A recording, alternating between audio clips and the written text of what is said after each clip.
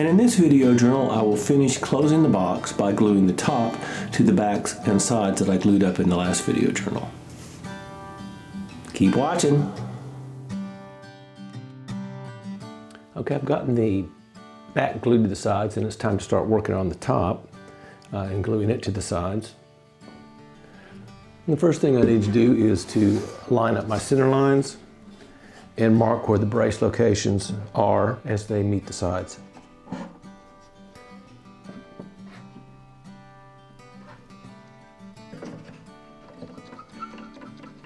Okay, I've gotten the body with the top clamped to the sides on some riser blocks, and it's resting on the 30-foot radius dish. I can mark the brace locations where they meet the sides. So I'm just going to go around and with a little pencil and mark those locations. Okay, now that I've gotten the brace locations marked where the braces meet the sides and the side locations where the braces are coming through, I can go ahead and just take this off now.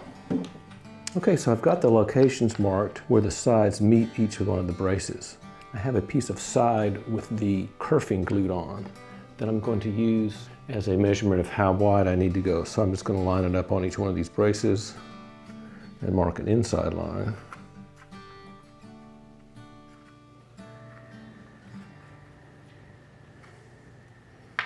Don't need one there. Now I need to make sure that I've got my braces where they need to be as far as their thickness, where they go and go through the kerfing and through the sides. And to do that, I've got some little spacers that are the thickness that I need for the braces to be as they go through the sides, which is about 2.5 millimeters. And I'm just going to carve down and make sure that I get them there. I've put some pieces of tape on the top where my sides are going to meet the braces so that I can carve down to the appropriate depth, because as I start carving, I'm going to take that pencil line away.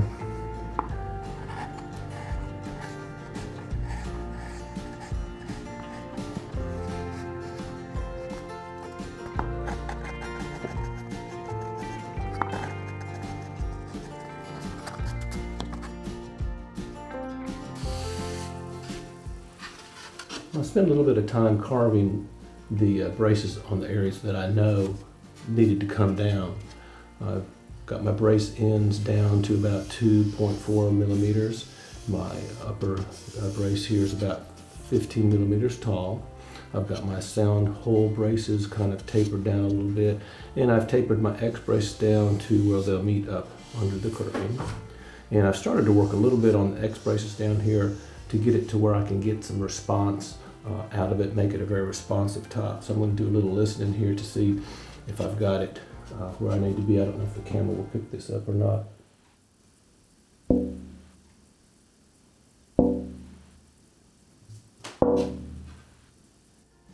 So I'm getting some sustain and a fundamental that starts off, and then a little bit of sustain, and I think I need a little bit more. So I'm going to go ahead and start doing a little bit more carving on some of these braces down here.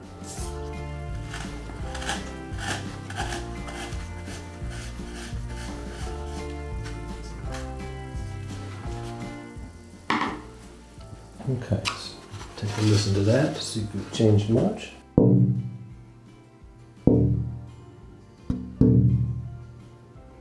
Okay, we're getting there. I'll work a little bit more on this brace here.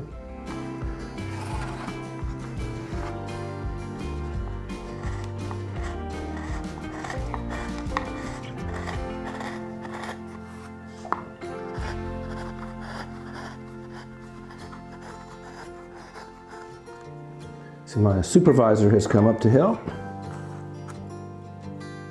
This is Gracie.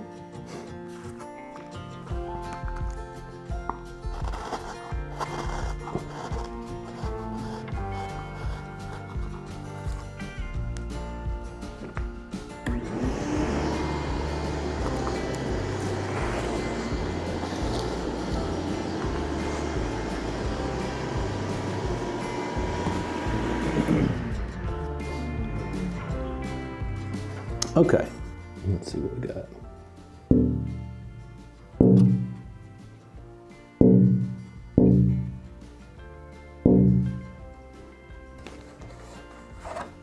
Okay, I think I've got things about where I need them to be. I'm going to spend a little time now just sanding these braces down smooth, sculpting them a little bit with the sandpaper, and then we'll come back and listen to them again.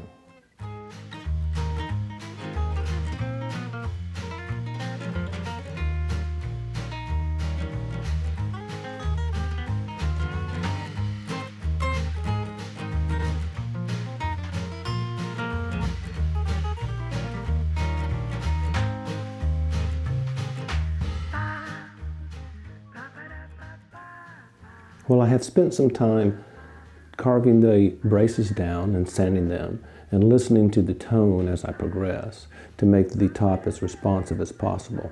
And this is the finished product here.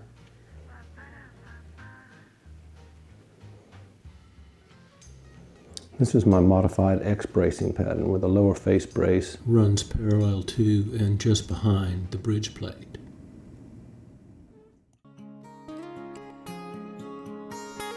Okay, I've completed working on the bracing on the top, and I've gotten the top as responsive as I can make it. The next step is going to be marking the brace locations again where they go into the sides so I can cut out the side kerfing for the top. So I'm going to go ahead and put this back on here and line it up. Okay, everything's lined up. Now I'm going to go ahead and mark the location of the braces as they come through on the sides, which I've done before, but I've carved the braces down now so they're much lower and I'm getting a better marking here.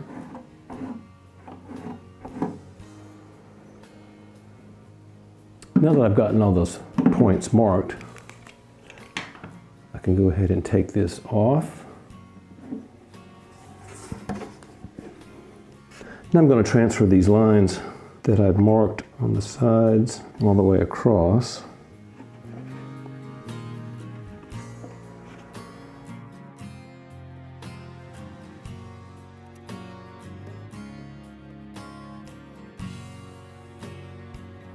This is where my arm bevel block is, and I am actually going to notch just a little bit of it out for that brace to fit into, but not much. We'll go in about 1/4 of an inch.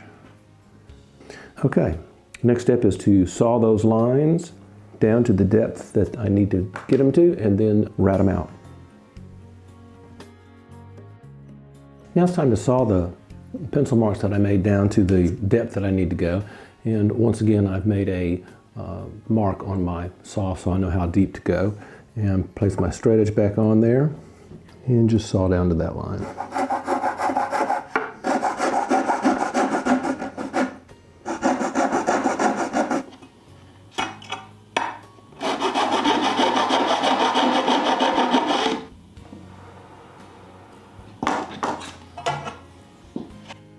Now I'm only just going to make a small cut on the edge right here.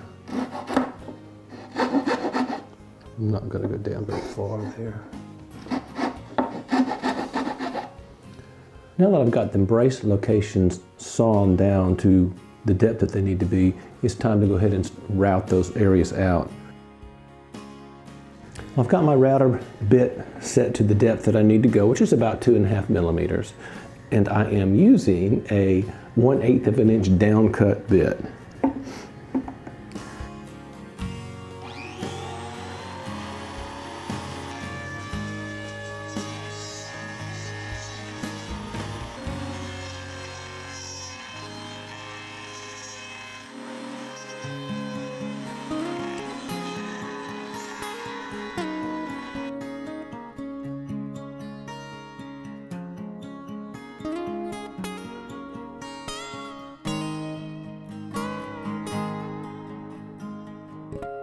Now that I've gotten the spaces routed out for the braces to go through the kerfing, I'm just going to go back with a little chisel and clean up any little spots that need attention.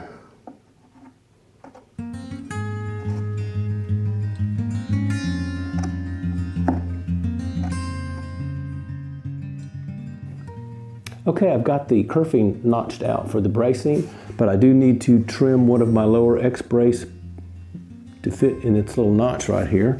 So I need to just go ahead and kind of do a little test fit. Okay, that all looks good. Now my lower brace is here, is where it meets.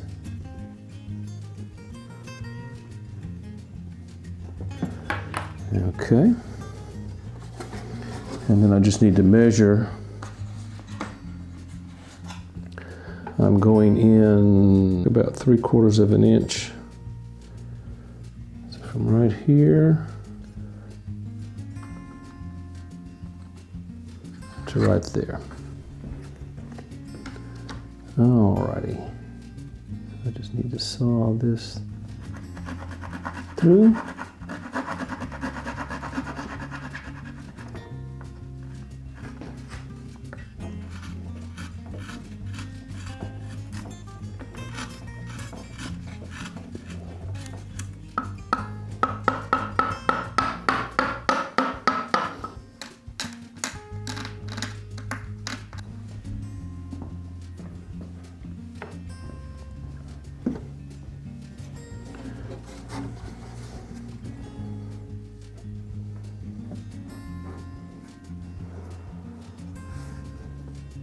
Okay, we seem to be flush right here. But for a final check, I'm going to look on the inside to make sure.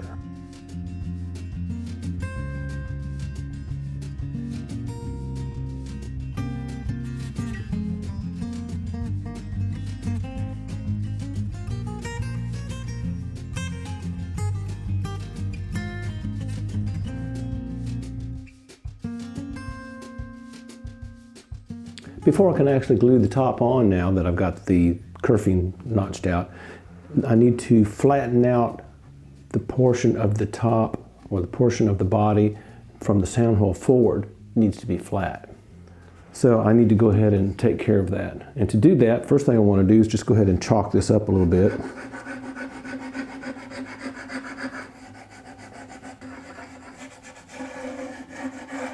Okay, now that I've got that chalked up, let's see how far I've got to come down. And to do that, I'm going to use a piece of glass, something that's very flat with some sandpaper glued to it. So I'm going to start with this grit, heavier grit here, and just... And I know I'm right here on the heel block because it's wobbling on there. So we'll just sand.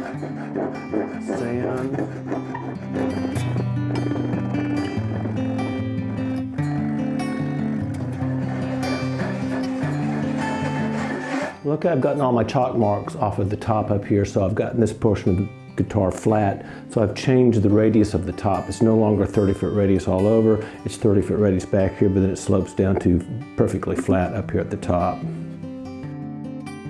Well, the next step, now that I've gotten the top trimmed and ready to glue on, and before I close this box up, I want to go ahead and put my little label on the inside because it's really hard to do through the sound hole. My label's going to go here.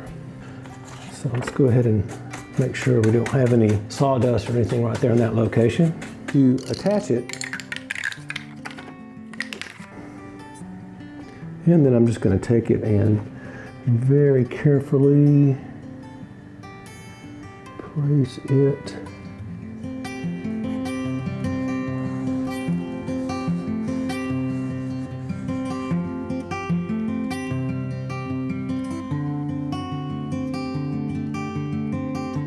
Well, I've gotten the top ready to close the box. The top has been voiced, if you will. I've made it as responsive as I can possibly make it, I believe. And you get a nice fundamental with a long sustain and some overtones in there. Okay, so my next step is going to be making sure that I've got the back and sides ready and fitted properly. So we'll just do a little test fit here.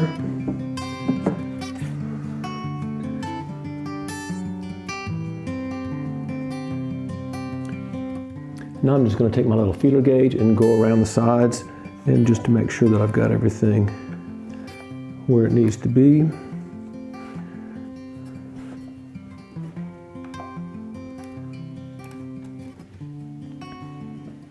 Next two steps. First, go ahead and take my little red stubby pencil and go around the sides and mark where the top needs to be trimmed before I glue it on. So I'm just going to take my little pencil here and hold it against the sides. and go all the way around.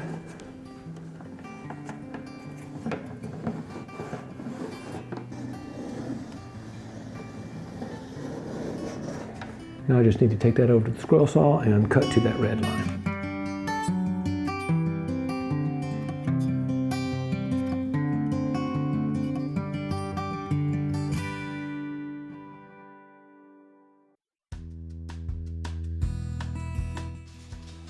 Okay, I've got my top ready, and we're going to start closing the box.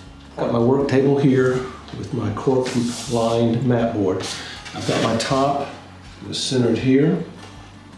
And I'm just going to place a little hold down, just kind of keep that top from slipping around a little bit as I put these sides on. Just a little bit, just to keep it from moving.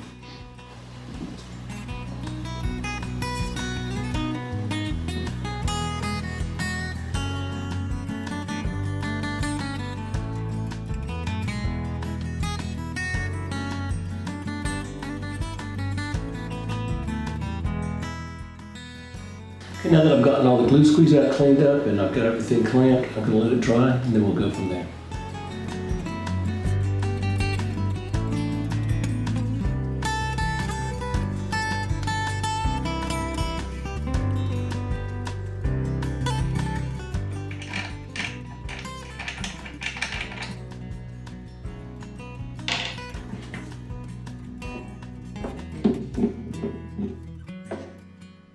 Here's the closed box.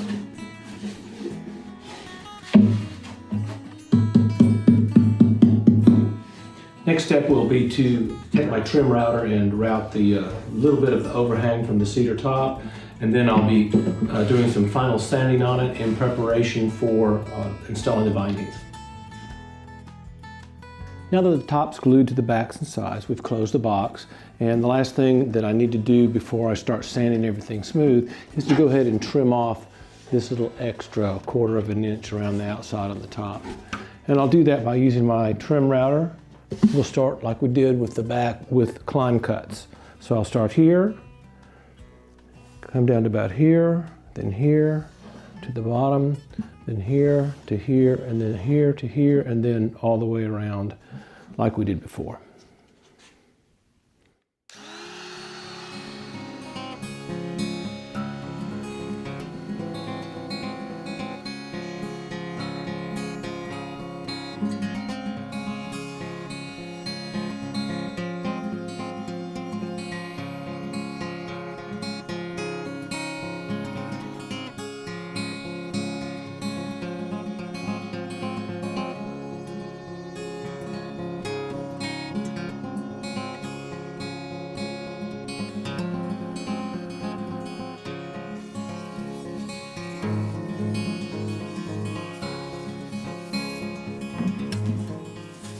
Okay, there we go. Got everything trimmed down. And we're ready for just smooth sanding all the way around the sides and getting it ready for the next step, which will be binding.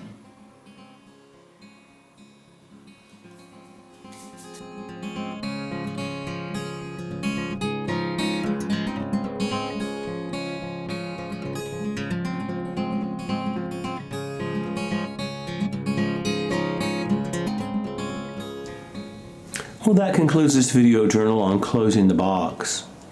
I'll do some final sanding on the body and apply a wash coat of shellac, and I'll start working on installing the bindings. Thanks so much for watching.